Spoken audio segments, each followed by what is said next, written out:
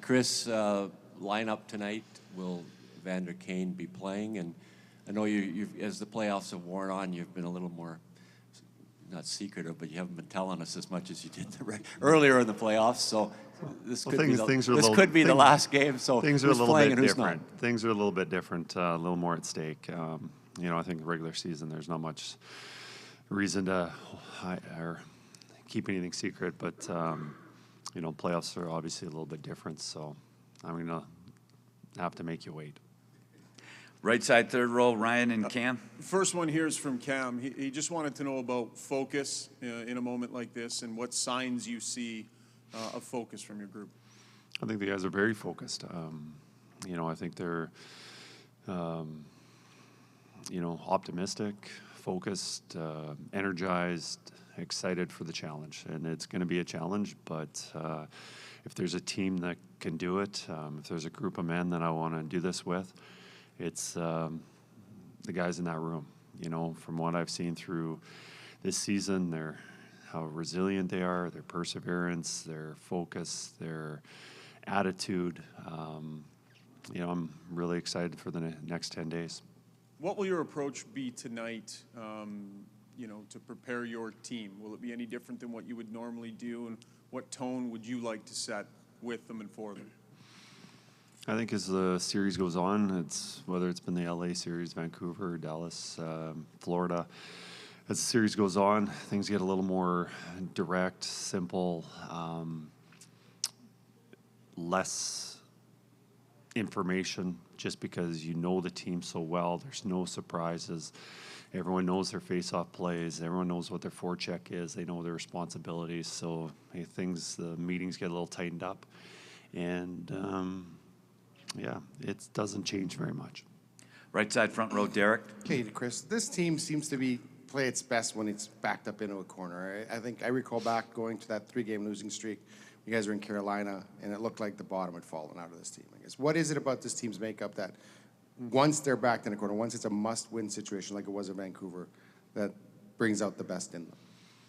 I don't know. I think just their experiences in the past and how they've had difficult times, and anytime you get eliminated in playoffs in the past, and you learn lessons from that, and whether you're through a losing streak or they've been able to bounce back. I don't think they get too rattled on their situation. I think there's a lot of confidence in the team. We know that we've got a lot of good players and we have a good team, that if things haven't been going well, we can turn it around because collectively we have that ability. Left side, third row, Greg. Hey, Chris, over here. Thanks. We talked to Leon the other night. He said he's got to look in the mirror. He's got to be better. And I was curious for your evaluation of his series so far, maybe within context of the previous 3 rounds. Yeah, not too often. Leon's held off the score sheet like he has been. But I think he has been contributing. You look at the McLeod goal. He didn't get a point on that, but I think he was a catalyst. I think he did the most of the work on that to set that goal up. So sometimes it's not fair to just judge a player on his points, his goals and assists. I've seen Leon obviously play better, but to say that he's playing poorly, I think is vastly unfair. I think he's helping a lot, but like our team, everyone can be a little bit better. And, he's takes a lot of pride in his game. He doesn't hide anything. He doesn't make excuses. So often players will make excuses. Well, things haven't gone well because of this, and I've been unfortunate, all that. But Leon's takes a lot of responsibility, and he's been pretty good from pretty much every game that I've seen him play. Left side in the center. Sure. Isn't the most frustrating being better in 2 than after 3 games? How little the mistakes are ending up in your own net? Yeah, no, it's very, very disappointing, and that's pretty much the game. The game is about mistakes, and often we look at the plays that are made, the sauce passes, the one-time shots, the dekes, stuff like that. But it usually comes to just forcing the opposition to make a mistake and then capitalizing it. And I think we've forced Florida to make mistakes. I think that's shown up on how many scoring chances we've got, and what the high danger scoring chances have shown that we have created, forced them to make mistakes. But we gotta keep pushing, force them to make even more mistakes, and now it's capitalizing on those. Left side, first row, Mark. Chris, you have a team, you just talked about, some sauce passes and good plays.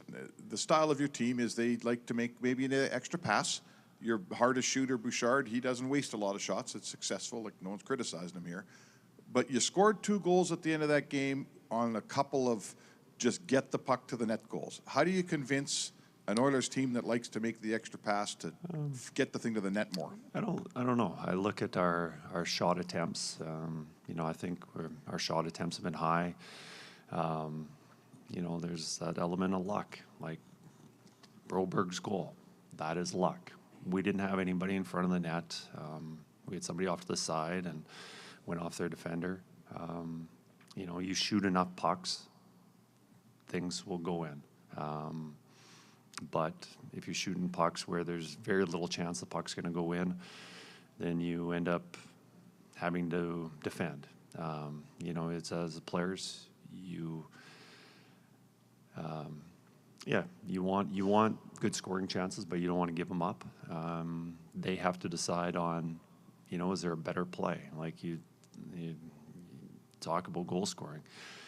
East-west passes, how dangerous they are. And when there's an east-west pass, the goaltender's save percentage drops dramatically. And, if you're doing that, okay, we're trying to reduce the goalie's save percentage because that's ultimately how you score goals. But now on the flip side of it is, you might be giving up some opportunities to shoot pucks on net. So there's, it's when the pucks go in, you're doing things right, and when they don't, then you have to reevaluate. But I think over the course of time, things will work out. Just law of attrition. We'll take 2 more. The back right, Celine.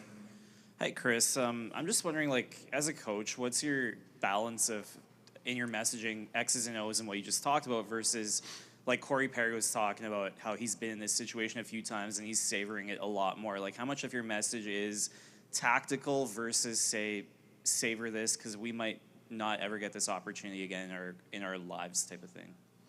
Yeah, no, I think the message has been to enjoy it. And, I've been saying that message, but I think they have been feeling that also. And, hopefully Zach Hyman has something, can write a storybook about this when it's all said and done. I think it's an excellent opportunity for us. Like I said before, if I'm going to do this is a group. I just think they've got a lot of confidence. They don't get too rattled about things, and there's frustration. I don't know if it's just frustration or disappointment. That we are down 3-0. Do we feel like we should be here? But we are. We're going to make the most out of it. Last one, front row, Pierre. Yeah, Chris, I actually covered the series in 2014 when LA came back 3-0 down on San Jose. It's kind of an incredible thing to see once you get the first one. I'm wondering what your own personal history is at different levels of coaching, trying to come back from 3-0 down. Yeah, no, I haven't been in that situation.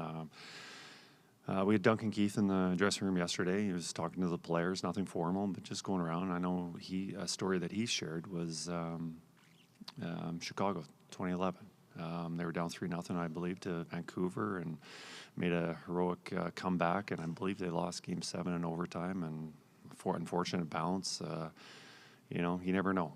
And when you have a good team, a lot of good players who believe, things can happen. But, a lot of things have to work out. You got to get some bounces. You got to make some plays. And you need everybody contributing. And, I think we can do that.